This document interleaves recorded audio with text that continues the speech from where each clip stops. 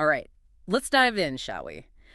Today, we're exploring the world of street art, but with a twist. A twist, indeed. We're taking a deep dive into Exit Through the Gift Shop, a documentary that'll have you questioning what's real and what's an elaborate prank. It really blurs those lines, doesn't it? Absolutely. We've got excerpts from the film's Wikipedia article as our guide, so consider this your cheat sheet to all the intrigue and controversy. It's a fascinating film because it's not just about the art on the streets. It's a commentary on the whole art world. Hype, value, what we consider authentic. You've hit the nail on the head. And to navigate this crazy story, we've got Thierry Guetta, a man who seems to have been born with a camcorder in his hand. Oh, absolutely.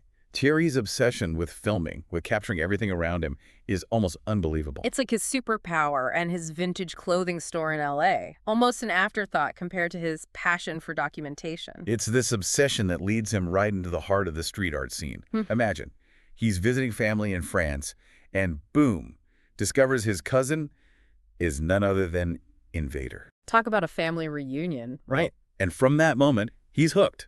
Thierry's tagging along with Invader and his crew, capturing those late-night escapades, that energy and secrecy that defines street art. And this is way before everyone had smartphones documenting every latte and sunset. Thierry's lugging around a proper video camera, but here's the thing. He never actually watches the footage. It's wild, like this urge to document but not to necessarily understand or relive the moment. Almost as if he's collecting experiences, not memories. And this document everything approach becomes his signature. Back in LA, he runs into Shepard Fairey, another titan in the street art world. Shepard Fairey, the obey giant himself. And there's Thierry, camera in hand, filming Fairey as he spreads his message all over the globe. It's interesting because even Fairey, someone who's used to operating under the radar, starts to wonder what Thierry's doing with all this film. There's this great scene where Fairey asks about the documentary Thierry keeps mentioning. But the reality is those tapes are just piling up in boxes, completely unwatched, a massive archive of street art history just sitting there. Gathering dust. And then, enter Banksy, the biggest enigma in street art. The mystery man himself. And this is where the story takes a turn nobody could have predicted. Thierry's been trying to connect with Banksy forever. A stroke of luck, a recommendation from Shepard Fairey, and finally, he gets his chance. And here's where things get really interesting. Banksy, notoriously private, starts to trust Thierry. He even lets him film the creation of that iconic murdered phone booth piece in London. A powerful statement against the surveillance state. And Banksy's crew is baffled. I bet. They're all about secrecy, operating in the shadows. Exactly. But Banksy sees something in Thierry, maybe a shared passion for documenting this art form that, by its very nature, is so fleeting. Makes sense. Banksy even acknowledges that street art has a short lifespan. Perhaps he saw value in preserving it through Thierry's lens. Then comes Banksy's barely legal show in LA. Oh yeah, and things go a little haywire. To say the least. This is where Thierry's obsession almost lands him in hot water. Remember that Disneyland stunt? Banksy sneaks in an inflatable doll dressed as a Guantanamo Bay detainee. Yeah. Classic Banksy, using satire to expose the absurdity of it all. Oh, yeah, that was brilliant. And Thierry's right there filming the whole thing. Security catches him. He's interrogated, the works, but he manages to hide the videotape in his sock, delete all the photos from his camera. Quick thinking on his feet. Talk about thinking under pressure. He could have blown Banksy's cover completely. Absolutely. But this incident solidifies Banksy's trust in Thierry. What nobody knows is that things are about to take a turn that nobody could have seen coming. So Thierry finally attempts to create this documentary he's been talking about for years. Life remote control. All that footage, years and years of it, finally edited together. And, well, let's just say it's a colossal disaster. Unwatchable was the word Banksy used, and I think he was being kind. It was chaotic. Random shots, jump cuts, no narrative structure to speak of. Like a visual representation of Thierry's mind, full of energy but going in every direction at once. But here's the twist. Instead of writing Thierry off, Banksy has an idea. An idea that will change everything. He tells Thierry to try creating art himself, to become the subject instead of the observer. And that, my friend, is the birth of Mr. Brainwash. Thierry takes Banksy's suggestion, maybe a little too literally, and jumps headfirst into the art world. He fully embraces this Mr. Brainwash persona and goes all in, even mortgaging his business to fund a massive art show in LA. This show, Life is Beautiful, becomes a spectacle in itself. Last-minute scrambling, an army of assistants creating under Mr. Brainwash's direction. It was a whirlwind. And here's the irony. The guy who couldn't edit a coherent film to save his life suddenly becomes this street art sensation. It's like the art world is holding up a mirror to itself, but the question remains, is Mr. Brainwash a genius, a fraud, or something in between? That's the beauty of Exit Through the Gift Shop. It throws you into this world of creativity, hype, manipulation, and forces you to question everything you thought you knew about art. And just when you think you've got a handle on it, the film drops another bombshell. Mr. Brainwash creates the artwork from Madonna's Celebration album. It's mind-blowing, right? Absolutely. Adds a whole other layer to the debate about the film's authenticity. Is it a straight documentary, an elaborate mockumentary, or some brilliant performance art piece in itself? It keeps you guessing. Exactly. And that's precisely what we'll be unpacking in the next part of our deep dive. We'll explore the reactions, the controversies, those lingering questions that keep this debate alive. Stick around, it's about to get even more meta. Welcome back. So let's unpack the reactions Exit Through the Gift Shop triggered from critics to the filmmakers themselves. Yeah, the film premiered at Sundance in 2010, and the art world basically went into a frenzy. Everyone trying to decipher it, right? Is this real? Or is Banksy playing an elaborate prank on us all? It was a real head-scratcher. The reviews were mostly positive, but there was this underlying skepticism. Critics loved the humor, the peek behind the curtain of the art market, but so many questioned its authenticity. Was it all just an elaborate hoax? I remember a lot of reviews at the time calling it a prankomentary, like a whole new genre had emerged. Exactly. Some reviewers were adamant that Thierry Guetta was a fictional character, dreamed up by Banksy to poke fun at the art world's obsession with hype. But then others argued that the story was simply too bizarre, too weirdly compelling to be entirely made up. It felt like reality had surpassed fiction. And then you have the filmmakers themselves vehemently denying any sort of hoax. Right. In interviews, both the producer and the editor expressed frustration with all the speculation, insisting that everything in the film actually happened. So where does that leave us? Critics debating, filmmakers defending, and the audience left wondering what they just witnessed. It's all part of the brilliance of Exit Through the Gift Shop, this blurring of lines between reality and fabrication. It really makes you confront your own ideas about art, fame, and the creative process. And then there's Thierry Guetta, a.k.a. Mr. Brainwash, right at the center of it all. Absolutely. Depending on how you interpret the film, he's either a pawn in Banksy's game, a naive guy who's stumbled into success, or a legitimate artist who tapped into something raw and expressive.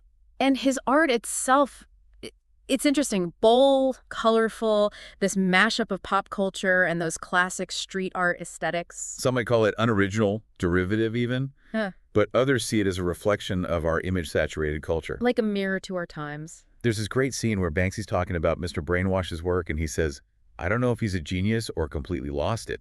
Maybe he's both. It really sums it all up, doesn't it? It does. It makes you think, what does the film say about the art world? About how much hype and marketing influence an artist's value? Because Mr. Brainwash's rise to fame was almost instantaneous, right? From complete unknown to selling pieces for tens of thousands of dollars. And a lot of that can be attributed to clever marketing, media attention, and of course, the Banksy connection. That LA Weekly cover story, right before his show opened, no coincidence. It's like the media was primed and ready to embrace this narrative of the unlikely art star. Makes you wonder how much of an artist's success is based on the actual work, and how much is driven by things like hype, celebrity endorsements, and media validation. Right. It's almost like the film is pulling back the curtain on the art world, revealing the mechanics that create these art stars. And making us complicit in the process. Exactly. It makes you wonder, would Mr. Brainwash have achieved the same level of success without Banksy, without that air of mystery and street cred? Hard to imagine. And that's what makes Exit Through the Gift Shop so thought-provoking. It challenges us to think critically about the art world and those forces that shape our perception of value and authenticity. And the film doesn't shy away from the legal complexities of appropriation in art.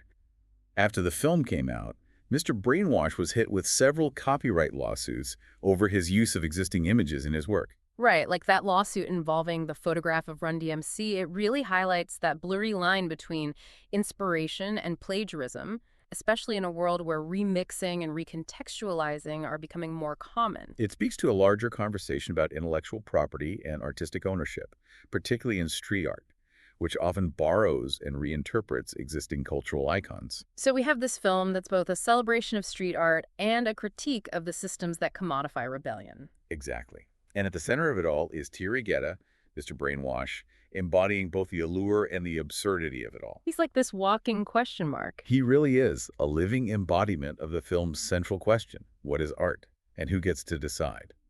And just when you think you've got it all figured out, the film throws another curveball, a final detail that adds another layer to the story. You're talking about Banksy gifting one of his pieces to a band that happened to have the same name as the film, right? Exactly. Exit Through the Gift Shop, the band, sold the piece in 2023 for over $2 million.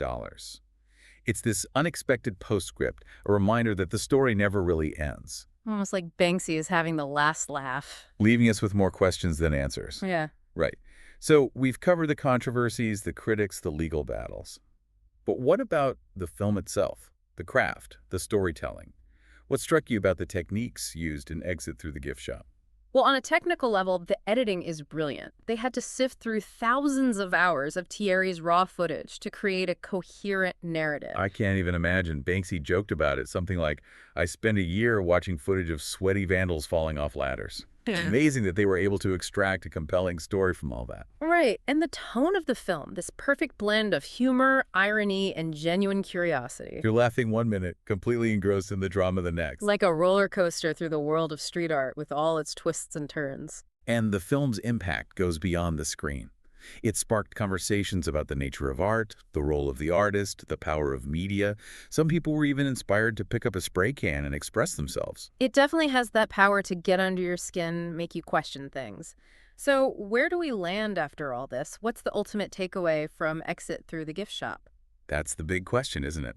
Yeah. What do you think? I think it ultimately depends on you, the viewer. The film doesn't give easy answers. It poses questions, challenges assumptions, leaves you with a sense of wonder, and maybe a healthy bit of skepticism. Exactly. It's not about dictating a specific interpretation. It's about sparking a dialogue, encouraging you to engage with the ideas and come to your own conclusions. And that's what makes it such a powerful and enduring film. It stays with you, makes you think about the world, the art you consume, the stories you choose to believe. So, if you haven't seen Exit Through the Gift Shop, we highly recommend checking it out. It's a wild ride, a thought-provoking journey into the heart of street art. And into the minds of the people who create it. And remember, the most important thing is to keep asking questions, to challenge the status quo, to never stop exploring the boundaries of creativity. Welcome back to the final part of our deep dive into Exit Through the Gift Shop. We've explored the characters, the controversies, the art itself. Yeah, it's been quite a journey. Hasn't it?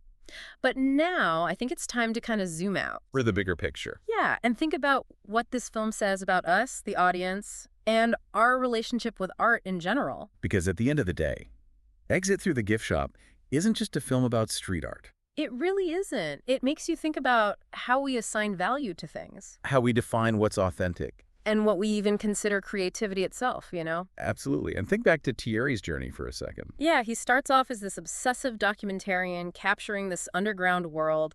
But he's also a consumer of that art. He's totally captivated by it. That energy, that rebelliousness. Yeah, it draws him in. And then suddenly, he makes this shift and becomes the artist himself. Or at least that's the image he presents. Right, and that's where we come in. The audience. We're left grappling with this transformation. Are we buying what Mr. Brainwash is selling? Are we part of his success story even? Or are we just fascinated observers watching this whole spectacle unfold? It's almost like the film is holding up this mirror and asking, what's your role in this? Are you a passive consumer swayed by hype and marketing? Or are you a critical thinker, questioning the narratives you're given? Right, and that raises a really interesting point. What is it that makes us believe in an artist? Is it technical skill? Originality. Or is it something harder to pin down? Something about the artist's personality. The exact story. Their connection to a movement. Because let's face it, if Thierry hadn't had that connection with Banksy, if he wasn't already part of that street art scene, I'm not so sure Mr. Brainwash would have achieved the same level of fame. it's doubtful, right? The film really highlights that a lot of Mr. Brainwash's success came from being in the right place at the right time. having access to those gatekeepers of the art world. But it also speaks to something very human, Our desire for a good story. a narrative that's easy to understand. A narrative that fits our expectations of what an artist should be. Think about the way the film is structured. It's almost like a classic hero's journey. Oh, totally. But with this unexpected twist, Thierry's this outsider. He goes through this dramatic transformation. He faces challenges, And ultimately, he achieves some form of success. even if it's surrounded by controversy. Yeah, and that's what makes Exit Through the Gift Shop so captivating.